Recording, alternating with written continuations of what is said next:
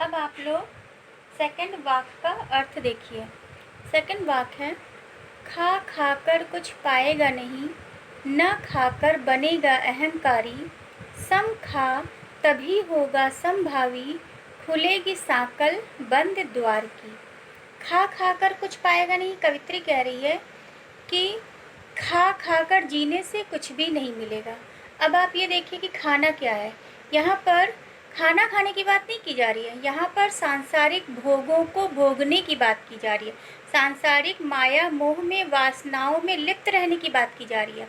कवित्री कहती हैं कि हे मनुष्य, तुम सांसारिक भोगों में लीन मत रहो। ठीक, भोगों में लीन रहने से, लिप्त रहने से कुछ भी प्राप्त नहीं होगा।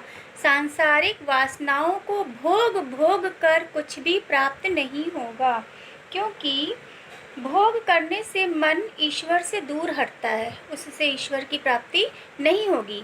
ना खाकर बनेगा अहंकारी, और यदि सांसारिक माया मोह को त्याग कर त्यागी बन जाओगे, सन्यासी बन जाओगे, तो भी कुछ प्राप्त होने वाला नहीं है, क्योंकि इससे अहंकार उत्पन्न होता है। यदि मनुष्य सांसारिक माया मोह को छोड़कर सन्यासी बन जाए, ठीक है, ना त्याग और तपस्या का जीवन बिताने लग जाए, तो उसमें अहंकार आ जाएगा और उससे भी ईश्वर की प्राप्ति नहीं होगी।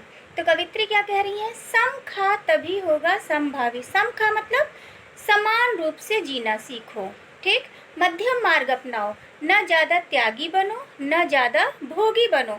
हे मनुष्य, जब तुम समान भाव से रहना सीख जाओगे, समभावी हो जाओगे, तो खुलेगी साकल बंद द्वार की।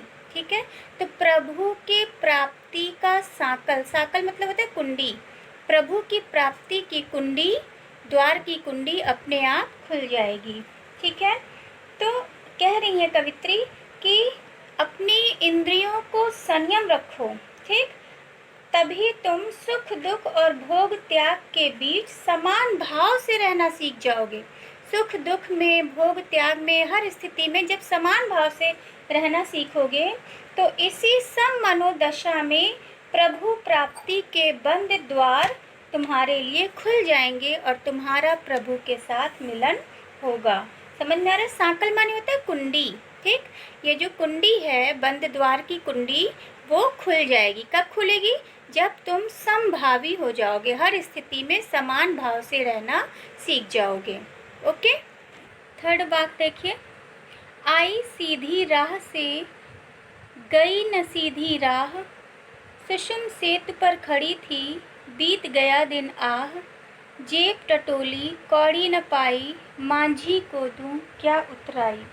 ठीक है, कवित्री कहती है कि प्रभु की प्राप्ति के लिए वह संसार में सीधे रास्ते से आई थी, किंतु यहाँ आकर मोह माया आदि सांसारिक उलझनों में फंसकर वो अपना रास्ता भूल गई। ठीक है, और उसने गलत मार्ग अपना लिया, हठ योग का मार्ग अपना लिया। हठ योग क्या होता है? योग साधना के माध्यम से ईश्वर की प्राप्ति करना, तपस्या के माध्यम से, ठीक, ईश्वर की प्राप्ति करना। उसने भक्ति के मार्ग को छोड़कर दूसरा रास्ता अपना लिया, मार्ग भटक गई, सांसारिक माया मोह में उलझ गई। और सुषुम सेतु पर खड़ी थी बीत गया दिन आह, वह जीवन भर सुषुम्ना नाड़ी के सहारे कुंडलिनी जागरण में लगी रही और इसी में पूरा जीवन बीत गया। सुषुम सेतु मतलब क्या होता है? सुषुम्ना नाड़ी रूपी सेतु माने पुल। ठीक है, हठ योग में शरीर की 3 प्रधान नाड़ियों में से एक नाड़ी सुषुम्ना होती है, जो नासिका के मध्य भाग यानी ब्रह्मरंध्र में स्थित होती है। ठीक, तो हठ योग की साधना करते समय शरीर में जो कुंडलिनियाँ होती हैं उन्हें जागृत करना पड़ता है, तो वो सुषुम्ना नाड़ी को जागृत करने में ही लगी रह गई और उसका पूरा जीवन बीत गया। समझ में आ रहा है? और जब अंत समय आया, तब जीवन के अंतिम समय में जेब टटोली कौड़ी न पाई, जब उसने अपने जेब में खोजा तो कौड़ी न पाई, तो उसे कुछ भी न प्राप्त हुआ। यानी जीवन के अंतिम समय में जब उसने अपनी उपलब्धियों को जानना चाहा कि उसने जीवन भर में क्या उपलब्धियां प्राप्त की, तो उससे कुछ भी प्राप्त नहीं हुआ। मांझी को दूँ क्या उतराई। मांझी यहाँ पर ईश्वर के लिए कहा गया है। मांझी माने नाविक, जो इस संसार रूपी सागर से पार लगाता है। ठीक, तो अब उसे चिंता होने लगी, वो विचार करने लगी।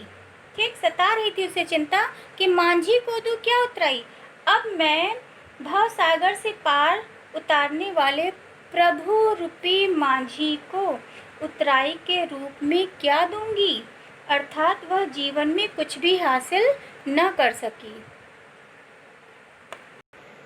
चौथा और अंतिम वाक्य देखिए, थल थल में बसता है शिव ही, भेद न कर क्या हिंदू मुसलमान, ज्ञानी है तो स्वयं को जान, वही है साहिब से पहचान। कवित्री कहती है कि थल थल में बसता है शिव। शिव माने परमात्मा। परमात्मा हर स्थल में यानी हर जगह बसता है। ठीक है, हर जगह विद्यमान है परमात्मा।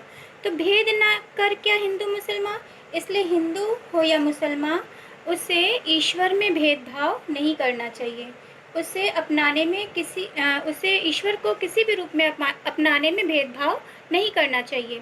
ज्ञानी है तो स्वयं को जान। कवित्री कहती है कि ज्ञानी मनुष्य को संबोधित करते हुए कहती है कि हे ज्ञानी, अगर तुम सच्चे ज्ञानी हो, अपने आप को सच्चा ज्ञानी समझते हो, तो सबसे पहले स्वयं को जानो, अपने आत्म रूप को पहचानो, क्योंकि वही है साहिब से पहचान।